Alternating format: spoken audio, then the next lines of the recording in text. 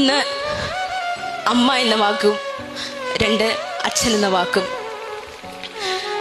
10 മാസം ഒരു കുഞ്ഞിനെ വയറ്റി ചുമന്ന് അവളെ ഈ ഭൂമിയിലേക്ക് പ്രസവിച്ചിടുമ്പോൾ ആ കുഞ്ഞിൻ്റെ ആദ്യത്തെ വറ്റ് അത് മാറ്റുവാൻ വേണ്ടി അമ്മ തൻ്റെ കുഞ്ഞിനെ തൻ്റെ മാറോട് ചേർത്തണയ്ക്കുന്നു.